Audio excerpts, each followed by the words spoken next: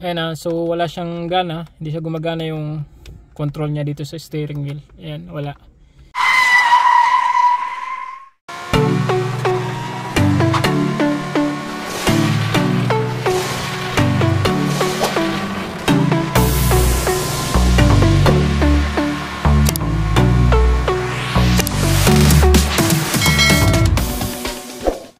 Pero kahit na anong pindot ko dito sa steering control is kung makikita nyo dito wala siyang lumalabas na volume or anything, so hindi siya gumagana.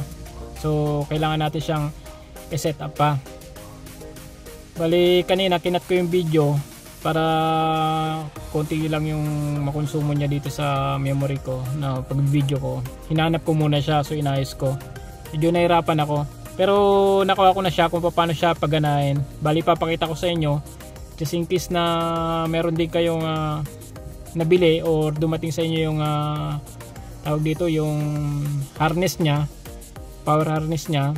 Bali subukan yung gawin itong ginawa ko, baka sakali na gumana din sa inyo. Bali ganito yung ginawa ko, papakita ko sa inyo kung paano yung eksakto. Bali ayan. Ayan so wala siyang gana, hindi siya gumagana yung control niya dito sa steering wheel. Ayan, wala. Ayan. So bali papakita ko sa inyo kung paano ginawa ko. Ayan. Ayan. So off muna natin ito para matanggal natin yung mga cord. Off muna natin. Ayan. So ito yung connection niya. Bali ganito yung ginawa ko. Kita nyo naman siguro yun sa video. Yan, kitang kita. Para masundan nyo, para hindi kayo magkamali or pag mali ito. So i-disconnect muna natin siya. Ito disconnect natin.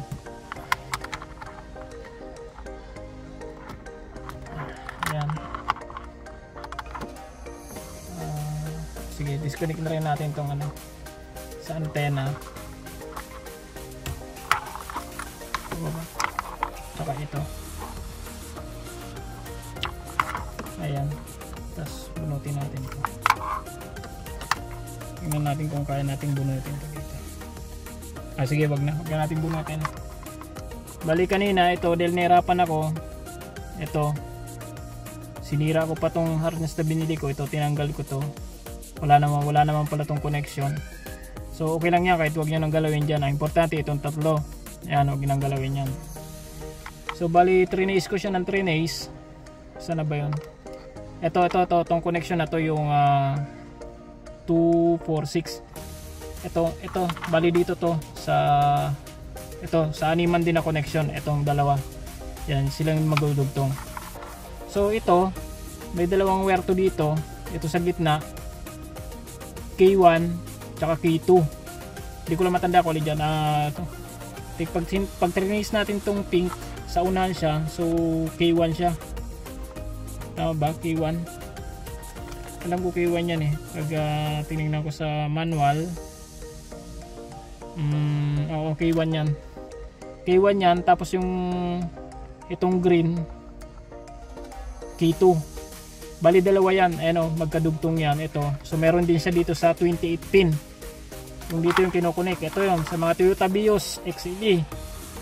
CBT 2022. Bali ito yan. 28 pin. Ayan. Yan yung pagdudugtungin mo. Ito. So meron din siya dito. Ito yun. Ito yung K1, K2, tsaka yung ground nya. Ayan. Bali dalawang ground dyan. Ito. Akala ko kung may gamit ito. Pero trinis ko siya dito. Wala naman siyang tatamaan. So parang wala siyang gamit. Hindi ko alam. Baka sa ibang version, ibang BIOS, baka merong gamit ito. Bali ito yung importante yung tatlo. Ayan. K1, K2, tsaka ground. So ayan. Bali dalawa siya. Connect siya dito, tapos connect din siya dito. Ngayon, ang ginawa ko is tinanggal ko tong K1 at K2 dito sa 6 pin. Ayan, sa 6 pin. Ayan.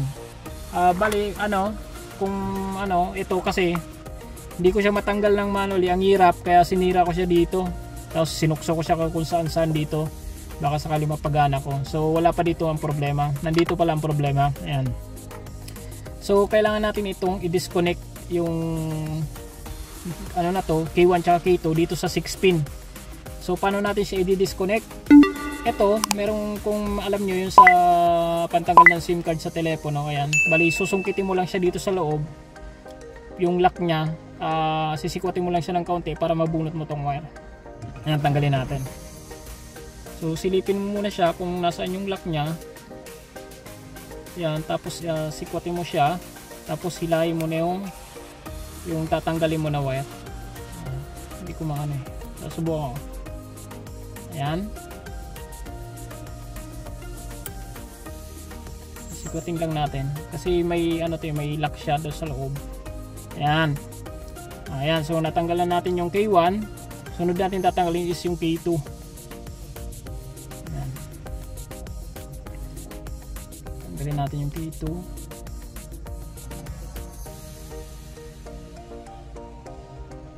Kasi pag instead na putulin mo, pwede naman siya putulin kung gusto nyo para walang connection.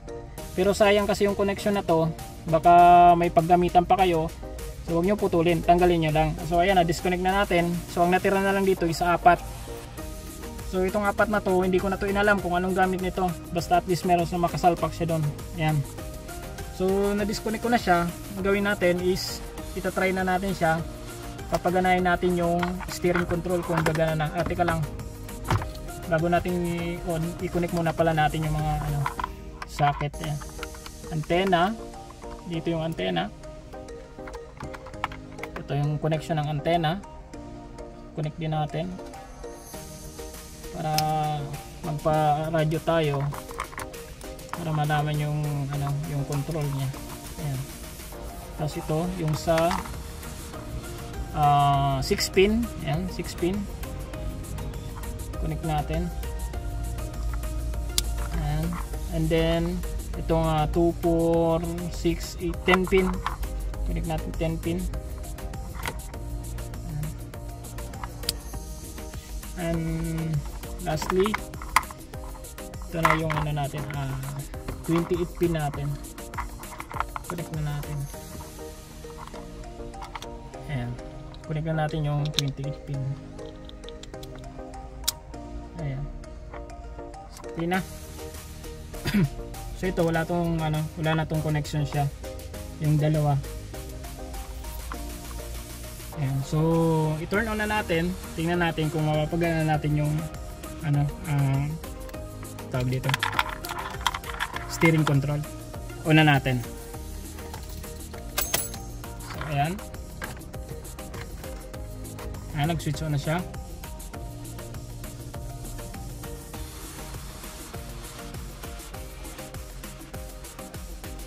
So titingnan natin kung gagana na yung steering control niya.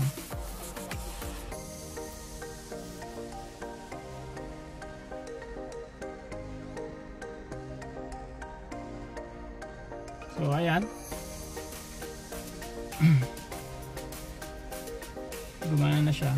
Tapos dito, ayan, tapos yung steering control niya dito, tingnan na natin kung gagana na siya.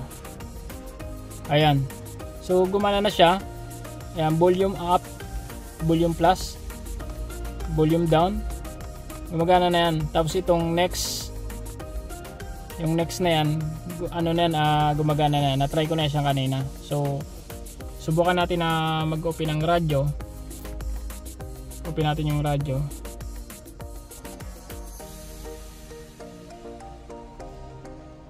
Ito, tsaka na natin i-download yan pag tapos na tayo mag-connect. Ayan.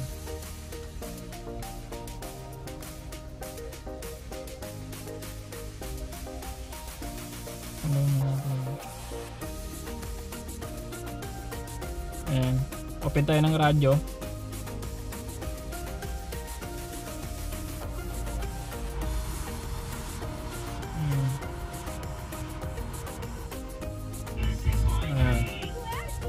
So volume down. Ayan, so gumagana na siya. Up, volume down. Next. Ayan, gumana na yung scan nya. Nag-next na siya. Ayan, kung makikita nyo. Ayan, nag-next na siya. And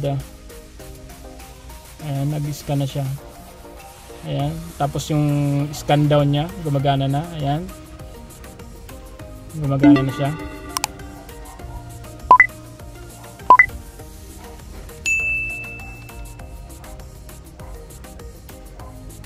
Ayan. Tapos volume up, ayan. Gumagana na yan lahat. Tsaka yung dito sa ano natin, alam kong gumagana yan kasi na-setup ko na yan siya kanina. Ayan. So, napagana natin siya. Off na natin yung radyo. Ngayon, kung gusto nyo i-setup yung sa steering control nya, kasi kahit na na-connect nyo na siya, malalaman yung hindi gumagana yung steering control nya pagpunta nyo sa setting, alam mo sa unang kabit nyo. So pagpunta doon sa setting ng steering control, para mapagana nyo, kailangan nyo siyang parang i-prepare nyo siya para mag-synchronize siya yung steering control tsaka yung dito sa Android nyo. So punta tayo doon sa menu, yan pinaka-menu nya. Tapos hanapin nyo yung eto, steering wheel learning. So i-click nyo siya, click nyo lang, yan, click nyo, yan. Diyan yung malalaman lahat yan. Ang mangyayari kapag hindi siya synchronize at hindi gumagana yung function ng ano niya, ng steering control dito, kailangan yung sa pinakauna to, ganun din yan eh. Kailangan siyang i-start. Yan. Ngayon may lalabas dyan na please press the key on the steering wheel. Yan. So bali ang gagawin nyo is ipipress nyo dito kung alin yung gusto nyo na i-synchronize dito. Ako na-synchronize ko na yan, pero gagawin pa rin natin ulit. Kunwari, ito, volume up. Ipipress yung volume up. Ayan. So, may lalabas na key. Select key for learning. So, pinindot natin doon yung plus. So, pindutin natin yung volume plus. Ayan. Isa na yun. Tapos, ang sunod naman natin is ito, volume down. Ayan. Select the key for learning. May lalabas na ganyan. So, pindutin mo rin yun, yung volume down. Ayan. Ang sunod naman is ito. Next up or channel up, next up. Yan. So, pili ka mamili dyan kung ito, ito, o ito, o ito. O kahit alin dyan sa dalawa. Sa apat na yan. So, ako ang piliin ko na lang is ito na lang siguro. Ayan. Ayan. Tapos yung isa, yung next down. Next down. Ayan. Or back.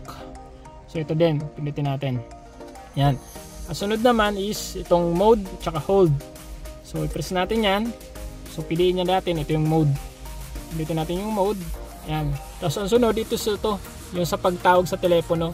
Yung hands-free. So pag magpipick up ka ng call, ito. Pindutin mo yan.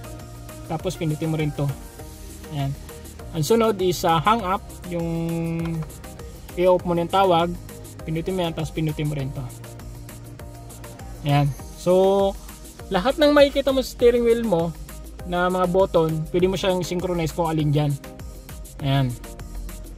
Radio, wala tayong ano dito, wala tayong button para sa radio. Okay. So, pagkatapos nyan, na na-setup mo na siya, na-synchronize mo na, pinutin mo yung end. Yan, okay na yun. Tapos na yun. So, na-setup mo na siya. Okay na yun. So, i-back mo na lang siya. Back. Yan. Then, home. Punta ka na sa home. Yan, pinaka-home mo. Pinaka-menu mo dito. Yan. Tapos yan na. Pwede ka na mag-select ng kung ano-ano yung gusto mo. Yan. Pero yung control mo, okay na. Gumagana na. Diba? So, ganun lang yung gawin nyo. Pag ano, yung medyo nahirapan kayo na sa harness. Bali, baka may ganun din kayong klase ng harness na matanggap. May idea na kayo kung paano yung gagawin nyo. Okay? So, ngayon okay na yung steering control natin. Na-testing na natin yung unit. Gumagana. Ngayon, na next naman natin gagawin is i-connect na natin lahat ng accessories nya. Okay?